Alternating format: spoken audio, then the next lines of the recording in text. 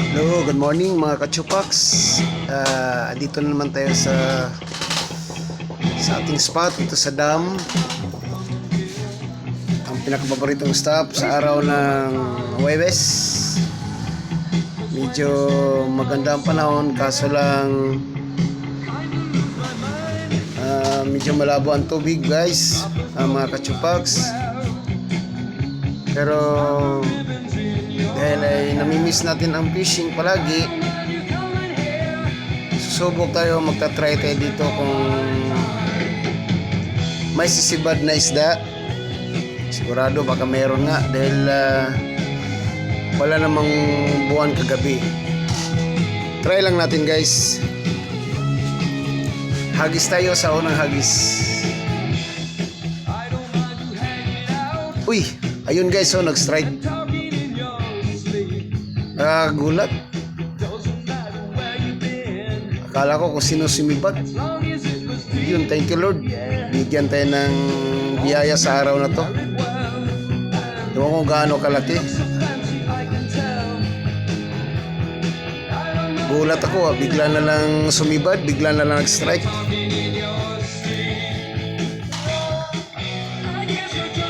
Ito na guys, medyo napakalikot. Malaki-laki nga pala mga kachupax. Mga estimate ko nito mga nasa kulang-kulang 1 kilo. Sabi siya sa ating redhead minnow, wala siyang kawala. Diyan ka muna. At ayusin ko lang tong rod.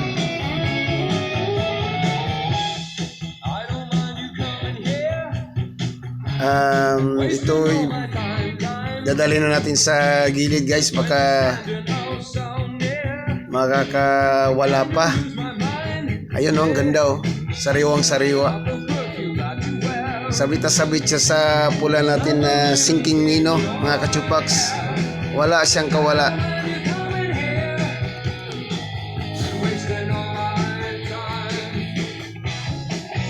Bali ako lang napipishing dito, walang iba dahil maaga pa.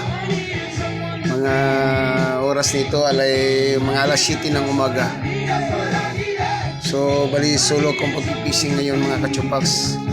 Ito nakakapagod mga kachupax. Medyo mataba, malaki-laki yung mga kachupax. Pwede na iihawin.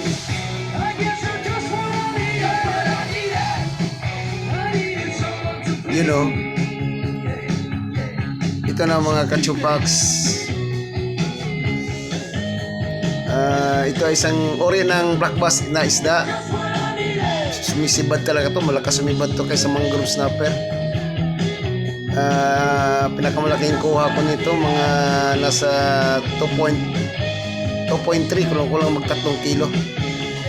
Ito mga nasa 3/4 o almost 1 kilo bigat. Hindi naman tayo nagalabigo mga kachupax. Ayan mga kachupax, nakita nyo naman, kumikiwas-kiwas. Ayan mga kachupax, magpa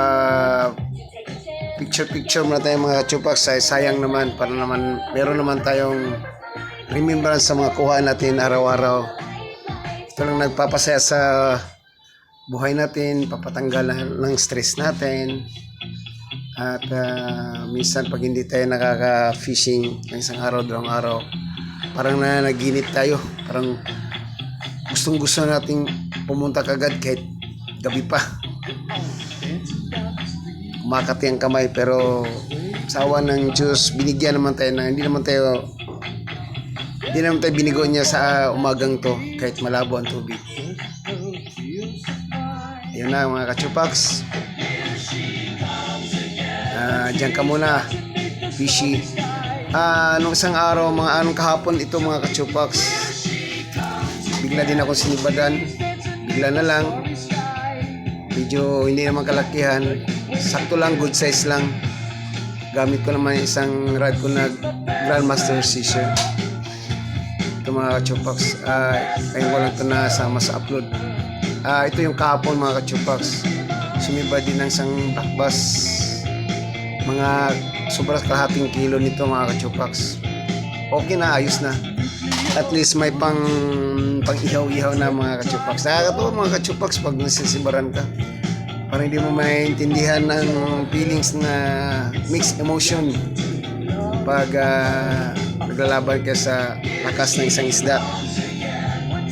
I hope mga kachupax, ganun din magiging habit nyo para iwas sa mga ibang bisyo na hindi maganda. Ito lang ang fishing, nakakalibang talaga mga kachupax. Ito ma-advise ko sa inyo.